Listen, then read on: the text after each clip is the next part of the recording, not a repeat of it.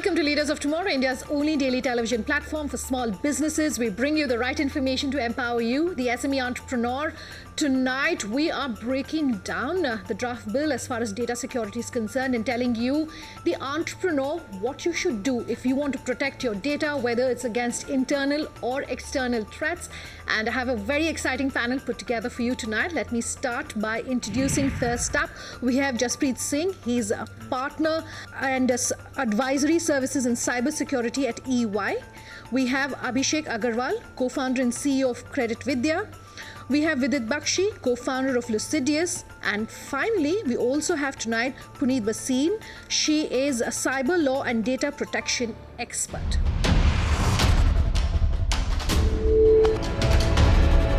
Thank you all very much for joining us here on the panel tonight. And I want to ask you to introduce yourself as an entrepreneur on the panel. Hey guys, I'm Abhishek. I'm the CEO of Credit Vidya. We are a big data company that provides credit scores to the underserved community in India. All right, thanks very much for that, Abhishek. Lucideus is also involved when it comes to data security. Very briefly for our viewers, just describe your company. Yeah, so we are a pure play cybersecurity company. We deal with digital security. In simple terms, we are a bunch of people who eat, drink, sleep, walk, talk security, and that's what we do. All right, so then let's talk about what we mean when we say the Sensitive Personal Data and Info Act as of 2011, and this is open to all of you on the panel. Very briefly for our viewers, maybe one or two of those key highlights of that act for them to understand what it really meant. The data protection bill per se is something which is garnering a lot of attention right now, and it's called probably the Indian version of the GDPR. In my opinion, it's much better than the GDPR. It has a very concrete framework in place. And I'd say the best part of it is data localization, though highly debated. So where Indian data remains in India only, and Indian cyberspace basically, which means setting up data centers in India. And in a way, the traceability for cyber crimes improves a lot. This is one of the key highlights, and hopefully it's coming into force in June this year. Okay, so this draft bill was introduced last year, but we've had an existing legacy system since about 2011 onwards. Jaspreet, maybe for our viewers, just help us understand how this new draft bill is perhaps different. Is it stronger? Is it better? Are there changes you would like to see in this draft bill? So let's look at legal landscape and how it has evolved in India. Since about 2011, we had the IT Act, Section 43A, which spoke about various facets of data privacy, data security. We had Companies Act Section 144, which talked about internal controls that a board is got to certify, which talks about controls around IT security, controls around cyber security. And we had globally a very big phenomenon. We've spoken about GDPR come in 25th of May 2018. And then subsequently the Sri Krishna Committee formed, draft protection bill being tabled in the parliament. It obviously is leaps and bounds ahead of what some of the other legislations talk about. But let's look at it from a holistic perspective. European Union had Data Protection Act since 1995. Sure. They took 23 years to come up with GDPR, right? In my opinion, I think the current data protection bill still can go through a lot of changes in terms of defining what the incident management policy or what the breach notification should be. What are the judicial bodies that would come into picture? There are some personal liabilities that the bill talks about. So I think there is some detail still that needs to be worked out before this gets passed by the parliament. Also, I'd like for you, for the sake of our viewers, to break down what the General Data Protection Act really is about and how we're different from that, and what perhaps India needs to do one or two things to ensure that we are in line with what's happening globally. Or do you think perhaps we are at too much of a nascent stage and we still have a long way to go before we should be looking at global guidelines? One of the major things is, if you're talking about India being ready for the data protection bill, I think we are far away from that, as what even Jaspreet mentioned. We do not understand the concept of privacy. Today, even as an organization, all data is flowing everywhere. And sadly, so even the HR policies of our country are such that every person is hired for what they bring on the table, including connections, customers, etc., which is clearly a breach of you could say, privacy and the data of any other organization. So that's actually data theft. So to a lot of levels, as a nation, we are not ready. But definitely the need of the hour is to get ourselves in place and ready, because of the fact that when you're dealing with EU, United States of America, their laws have kind of put restriction that companies out there have to deal with countries having a similar standard or equivalent standard of law with respect to data protection. Sure. So if we fail to comply and we do not have a strong data protection law, or this law does not get passed very soon, we are going to be at a disadvantage from a commercial and trade perspective. Okay. So would you agree at Credit Vidya that we still are a long way to go if we are looking at global standards? EU and US are, they were economically rich before they became data rich, but in India we are data rich before we are economically rich. Sure. So we need to find that a fine line between data empowerment, products built on data empowerment, then saying, hey, listen, we have to protect privacy. So there's a fine line that we have to walk. Okay, so we've been talking quite a bit about GDPR, and I would like for maybe the two of you to break it down very briefly. One or two of the key highlights that you think are definitely working when it comes to securing data as part of the GDPR, and even sort of break that and help our viewers understand what we're talking about. So GDPR, in a sense, talks about 3-4 key principles. Yeah. One is, most importantly, is obtaining the consent of the end user for which you're processing the data. Sure. Right? And this is also a part of the draft data protection bill that's there.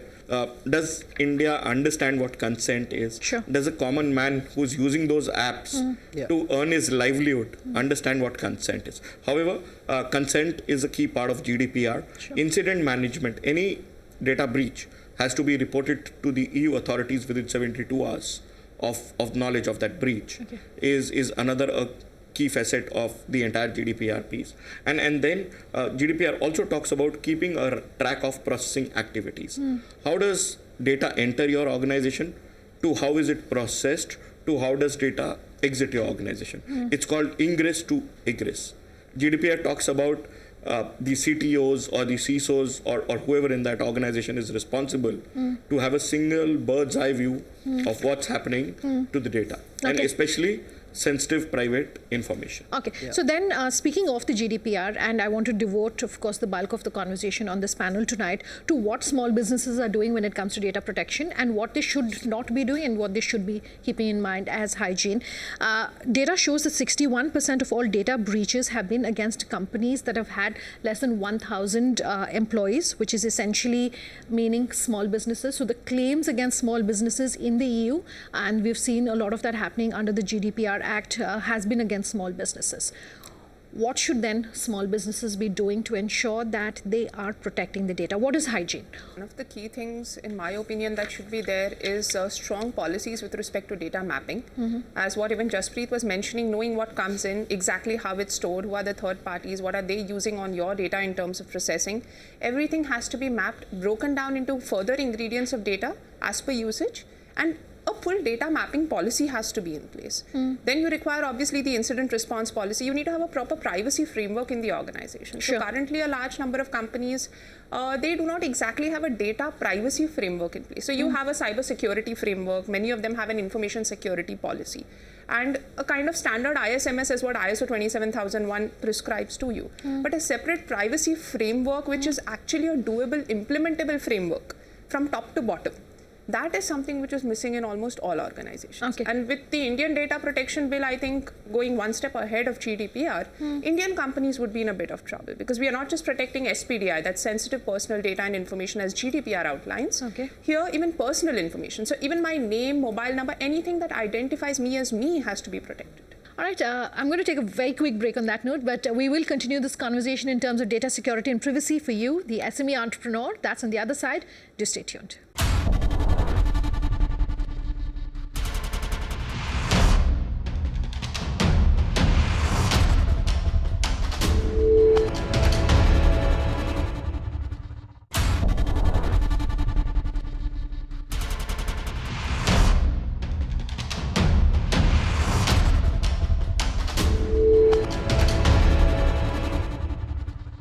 Welcome back with us here on Leaders of Tomorrow, and tonight we're talking about the draft Data Security Act, what it means for you, the SME entrepreneur, and what you should be doing to protect your data both internally as well as from external threats.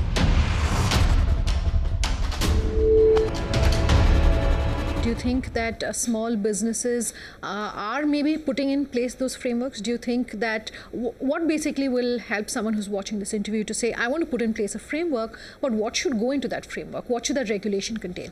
One of the first or the ground rule that we need to, or companies should be focusing upon, is to ensure that they have mapped the crown jewels. They have identified what's really critical and what's really not critical. And the way Jaspreet and Puneet have been suggesting, we need to map the complete data management life cycle. The data coming in, data going out, that's the life cycle. One of the critical piece in the life cycle is that while the data is being stored or it's being processed, how is it stored, or what kind of security is applied to that? So that's something which we should really be focusing upon. Each organization would need to look at what is it in the end that I'm trying to protect, right? You can't today buy a simple cybersecurity tool and say I'm protected. You need to have a governance mechanism in place. How many of these companies do actually have somebody who's responsible for data security or data privacy in their organization? Do they have a CTO who's competent enough, or a CISO who's competent enough to actually understand the nuances of data security or data privacy? The other piece is a lot of organizations that we work for in this sector, they think that if we apply security or privacy on our data, it also restricts our business activities. That may not exactly be the case. You have ways and means of doing data analytics by doing anonymization of data, by doing pseudonymization of data. So there are ways and means and techniques. So I think it's more of awareness that also plays a large role. One thing we want to talk about this panel is the cost to an SME to build a security framework and privacy framework. It's not easy to do so. You have to think about building products with privacy by design as a principle, right? Sure. You have to kind of put training in place, structures in place, so you can anonymize data, encrypt data, and store it. With data localization coming into picture, we have to store a copy in India itself, which means the cloud infrastructure in India is that capable enough to justifying the needs that we have on big data in the world of big data. Sure. So yes, you have to make that investment if we are serious about this. There is no easy way of we'll solve it, because you cannot do it half-heartedly. Sure. You'll have to, let's say, hire a person. So in Caribbean, we have a CISO, we have a chief data officer, and they both report into a CTO at Caribbean. Okay. I see you nodding, Puneet, when Abhishek was talking about the cost involved with ensuring your organization is data compliant, and cost is a huge factor of small businesses. How do you want to take that on? See, from a perspective of cost, I'd say this should be a lot more as an investment. So cybersecurity also should be viewed as an investment. So I don't know how many people are aware, but you spoke about organizations which are of small scale, which have been breached in 2018 around May. One statistics which was done for India alone, 300 odd doctors, small level clinics and hospitals were breached. Okay. So we are looking at not just organizations which are small, but at all levels. And the point is, cybersecurity or data protection is seen more as, you could say, an expense rather than as an investment, which it ideally is. And definitely the costs involved in this. So even under both the regimes, whether you see the GDPR or the Indian Data Protection Bill, which soon would be a law, you have data protection impact assessments, which have to be conducted routinely, which means every time you deploy a new technology, every time you probably, have a new data set getting accumulated. So you take consent of people and you start collecting a new data set. Every time you go about changing a process with respect to the data, you need to go about conducting an entire data protection impact assessment to see whether the privacy of that data and its protection is still going to remain intact. Jaspreet, just before we started this panel, you gave me some very interesting statistics. You said 70% of all data breaches right now are happening within the organization by employees who are within the organization, 30% external, whereas I think at least the understanding the assumption is that most of it is coming from outside, and therefore you're protecting your data from the outside. What should companies know about protecting data? And this is open for all of you, but I want to come to you first on this, Jaspreet, about increasing awareness, whether you're doing it willfully, whether you're doing it unknowingly, and how you're protecting your data in both cases. If you look at insider threat, and that's the biggest threat, because employees do get access to a lot of information, right? Now, whether can you have controls in place so that people get access to only what they need to know versus everybody getting a blanket access is something which becomes very, very important from an SME perspective. Sure. Second piece on awareness is people really don't know what can go wrong with the data that they have also. So I might be unintentionally taking this data out, but does it have huge ramifications for a SME organization which has, for example, some of the design components for an auto industry major like that? So I would need to understand how do I educate my employees on what can go wrong, rather than saying this is very important to me. And if you look at all the insider threats that are happening, it's because of lack of awareness among employees. You're either clicking on an email which has a phishing link, which is a rogue website, or you're using office emails on public Wi-Fis, you're browsing internet. We need to look at it from two perspectives. One is something which is happening unknowingly and something which is happening willingly, willingness. Whatever is happening willingly, or we can have data security structures around it. We can have right kind of data security policies configured in the DLPs. We can have, right kind of systems configured to only talk to designated systems or designated databases, so that data breaches can be restricted. The fact is that it's time that we realize that you could restrict it as much as you can, and you should do that, right? But at the far end of the day, you should have mechanisms in place to control and have a drill in place that if something goes wrong, what should be our response. Like as an example, Sure. we speak a lot about BCP drill, like similarly we should, companies also do a drill wherein let's say a random let's say a rogue hacker from an external space wants to get internal information. What are the ways in which those informations can be acquired, and what kind of informations can be acquired as such. So we've started doing this called cyber war games, wherein we go and meet the board, right? And we actually do a simulation saying you've got a call from a hacker saying 100,000 records of your company are outside. Sure. How do you react? Who calls the legal team? Do you call the CISO, CTO? So all it does is increase the awareness amongst the board. What are ethical hackers? For our viewers, if you could just briefly talk to them about the role that possibly an ethical hacker plays in organizations like yours, if you could address that. So an ethical hacker would certainly, before doing any kind of, let's say any kind of scanning or any kind of loophole identification, they will take right kind of approvals, and once they do, they'll inform with the right spirit, and they'll help them fixing those loopholes. Ethical hackers are people who will actually help you improve your security posture. Companies like ourselves, we employ a lot of ethical hackers who go day in and day out, work with organizations to look at their loopholes from a technology perspective, from a controls perspective, and then give them defined roadmaps on how do they improve their security posture. Okay. As experts on this panel, I also want to ask you this question in terms of most SMEs in India are based outside of your metros, which means that you're already working with the challenge of helping businesses understand why they should be data secure, and then you're adding another layer in the sense of poor infrastructure, etc. when it comes to businesses being able to access data and then even understanding why they need to do that. In your maybe experience, any of you on this panel, have you worked with companies that are based in say tier 3, tier 4 India, entrepreneurs who say, why should we be looking at this? I mean, this.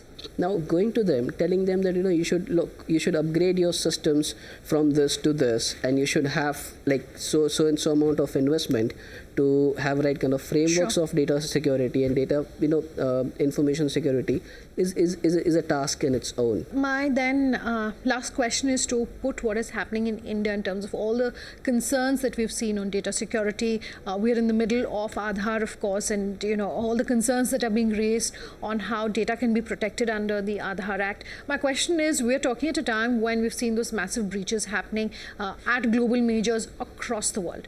So do you perhaps think there are lessons, and this is to all of you, and I'm going to take this as closing comments, in terms of what we should be doing as individuals and as companies to protect ourselves against such data breaches? Let me come to my left side first. Understand privacy first, and then take a call on whether or not something is necessary for you to use, keeping in mind your own protection in place. And from a corporate or a company perspective, you need to have basically privacy, protection, all of it built by design into your products and services. That's the only way ahead in the future. Sure. And I think a lot of SMEs with the new data protection bill coming in, the GDPR regime, are going to be affected, because I'd say in the last 7 to 10 years, there's been a sudden spurt in digital marketing companies, companies which are providing different kinds of HR services, which has suddenly become a boom, and the regular marketing channel companies which have come in, all of which are only utilizing data. The entire flow of data is happening, and a lot of them are startups in this space. So I'd say their business would practically be hit in a big time manner if they do not amend the marketing practices. So India will practically maybe go back to the original practices of marketing as compared to the trend of marketing which has happened over 7 to 10 years. Sure. So I think of it privacy as a barter, right? So when we wear a Fitbit band, we are giving some organization, in this case Nike, our movement patterns, and Nike in return gives us, hey, listen, you've burned so much fat, or you have walked so much distance, right? And in my mind, that's how it will work, right? So as long as you limit the usage of data for what is intended to use for, then it's completely fine. So if we are using this data to build a risk model to give you a 500 rupee loan, I should be okay. But if we were to misuse the data and say, listen, now I'm going to give you a marketing offer, that should not be allowed. And both individuals as well as organizations should be very mindful of this, because this is the underlying bedrock of whole privacy and security framework that we are talking about. I would like to add one thing to this, is what he mentioned with respect to consent. In India, currently, if you see the privacy policy or the consent policies, which some particular companies do have, it clearly says that, we are going to use all your data for all purposes. You give consent that we will give it to every single third party, every single activity. And no one is really reading through those. And that's not something which is allowed as per the law. You need to define what are you going to do on the data. Who are the third parties? I can consent not to choose my data with any one or two of those third parties. I can choose what data should be shared or not. And I'm not given that option at all. So I think as individuals today, if all of us stand up for our rights, corporations would be in big trouble. Like, we say we decide what we want. The consents have to be in the most simple manner. No legal jargon can be used. Okay. So currently the kind of 50, 60 pages that you see and you have to keep skipping through is not how an ideal consent can just be this much. Sure. And has to clearly outline and list what you're going to do and give the user the option. You cannot not give them the service because they're not consenting to you misusing their data. Great. So, and it's there is no going to be an option of interesting that time for nature. companies then, which will have to ensure they're compliant with all the changes that are coming in. All right. Thank you all very much for this. And I do hope that companies are, in a position to be able to really adapt to the changes, at least when the final bill does come out. But that's all the time we had on this panel tonight. If you have any feedback for us, leadersoftomorrow@timesgroup.com is our email ID. On Twitter, tweet at us at Sunanda_J or LOT_ET now. Or our Facebook page, Leaders of Tomorrow on ET Now, is where you leave your thoughts and comments for us. Thanks for watching. Have a good night.